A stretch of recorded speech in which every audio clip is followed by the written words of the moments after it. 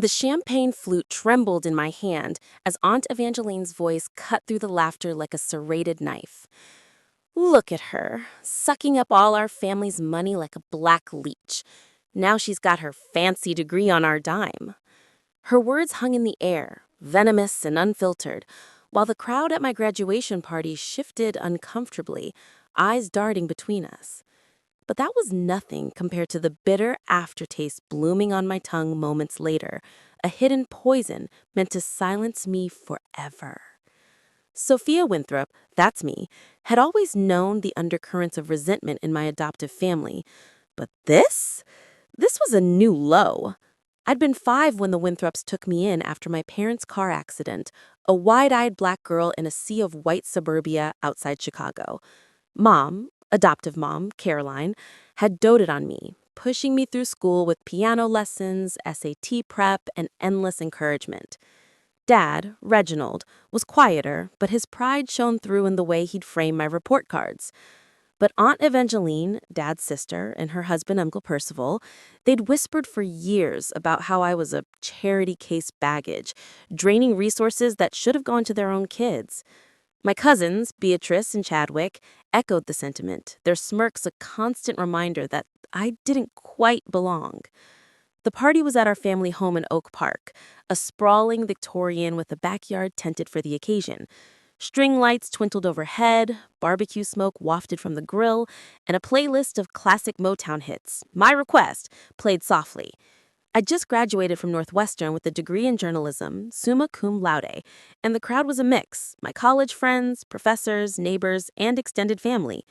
I'd worn a simple red dress, my natural curls pulled into a high puff, feeling on top of the world until Evangeline's outburst. It started innocently enough. I was mingling, accepting congratulations, when Beatrice sidled up with a glass of bubbly. "Congrats, Sophie," she said, her smile too sweet, like artificial sweetener masking something rotten. I took a sip, the fizz tickling my nose, but then a strange, metallic tang hit me. My throat tightened, a wave of nausea rolling in.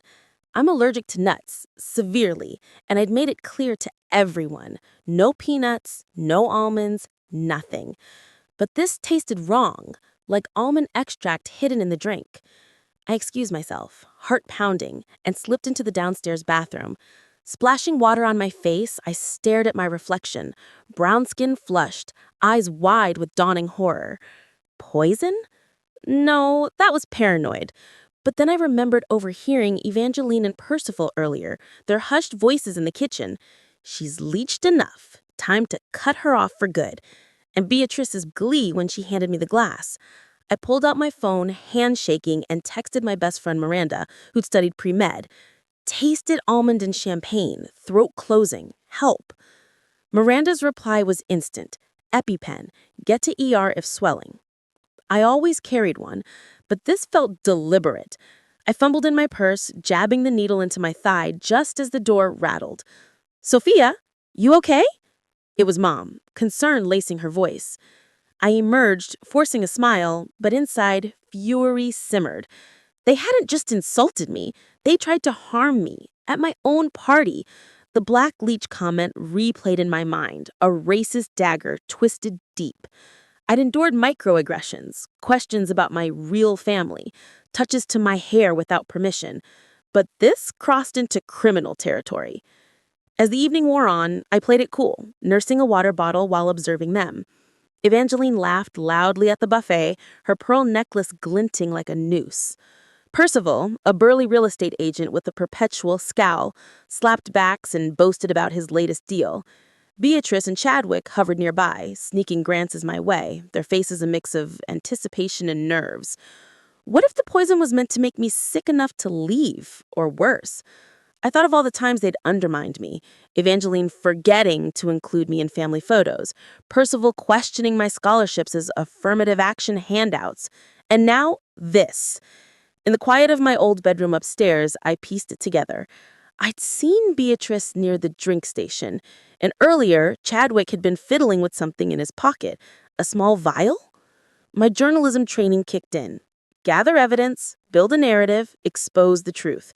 But this wasn't a story for print. It was personal. I needed revenge that stung, that turned their poison back on them without stooping to their level. Psychological warfare, social exposure, make the crowd see them for the bigots they were. I started small. Downstairs, as the toast began, I pulled Mom aside. Something's off with that champagne Beatrice gave me. Tasted like almonds.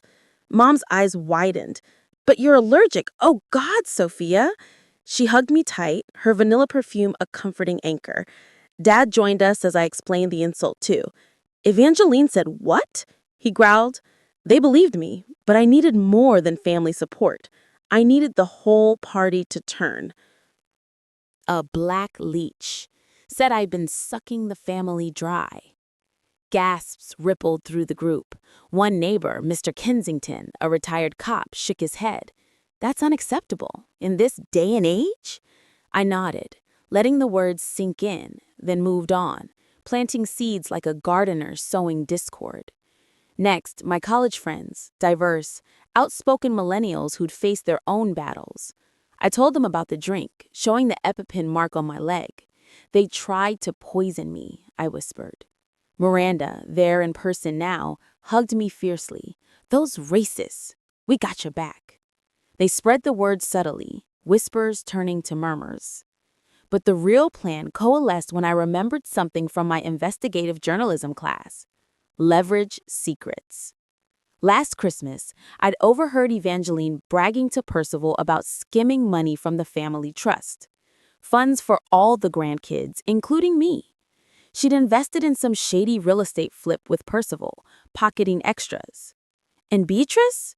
She'd been expelled from her community college for cheating, a fact they'd hushed up. Chadwick had a DUI they'd paid off. If I exposed that, tied to their racism and the poisoning attempt, the crowd would erupt. As dessert was served, red velvet cake, ironic given the blood I wanted to draw metaphorically, I asked Dad to gather everyone for a special announcement. The tent fell quiet, about 50 people turning expectant faces my way. I stood on the makeshift stage, microphone in hand, heart thundering like a freight train through the Midwest plains.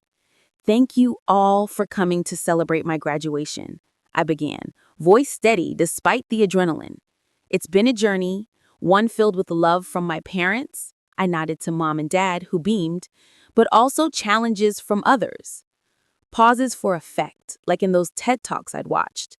Tonight, I was called a black leech by Aunt Evangeline, right here in front of you all.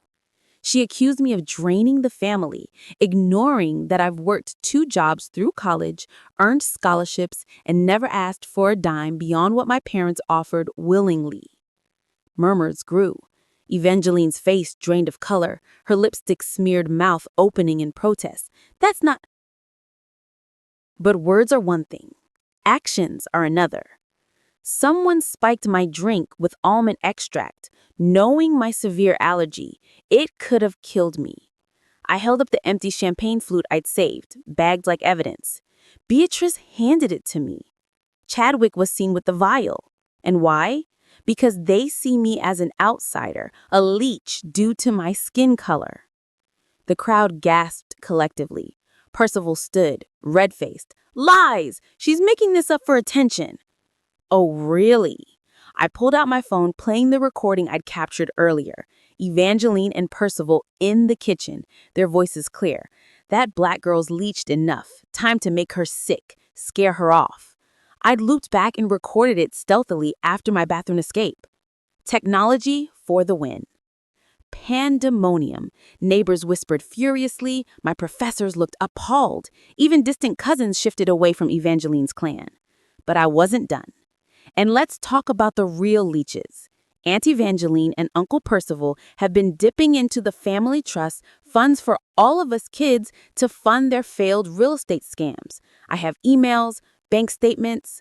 I'd snapped photos of documents I'd found in Dad's study years ago, piecing it together mentally until now. I projected them on a screen via my laptop. Dates, amounts, Evangeline's signature. Beatrice burst into tears. Mom, make her stop. Chadwick bolted for the gate, but Mr. Kensington blocked him. Son, you might want to stay. This sounds like assault. Mom stepped forward, tears in her eyes. "Evangeline, how could you? Sophia is our daughter." Dad nodded, his voice booming. "You're cut off, all of you, and we're calling the police about the poisoning." The crowd turned fully, boos and shakes of heads aimed at them. Friends clapped for me, one yelling, "You tell him, Sophia!" Evangeline crumpled. Percival blustered but deflated under the glares. They slunk away, tailed by whispers of racists and criminals. As the party wound down, transformed into a support rally for me, I felt a weight lift. Miranda hugged me. "You turned it around, girl. Epic." Later, alone in the backyard, fireflies still twinkling, I reflected on the pain that had forged this strength. No more hiding. I'd exposed them, reclaimed my narrative. The next day, police reports filed, family ties severed, I packed for my new job in DC, an investigative reporter gig. Empowered, scars and all, I stepped into my future, not as a leech, but as a force. In the weeks that followed, the story rippled through our community. Neighbors stopped inviting Evangeline to book clubs. Percival's business dried up amid whispers of fraud. Beatrice and Chadwick faced their own reckonings, social media backlash, job losses. Me? I thrived, my article on familial racism going viral in a local paper. Mom and Dad visited often, our bond stronger, untainted. Revenge wasn't sweet, it was necessary, a cleansing fire that left me standing tall. Sometimes I thought back to that metallic tang, the insult echoing. It could have broken me, but instead, it sharpened my edge. In America, where divides run deep like the Mississippi, speaking truth to power, even at a backyard party, can shift the tide. I was no victim. I was the wave that drowned the hate. And that, more than any degree, was my true graduation.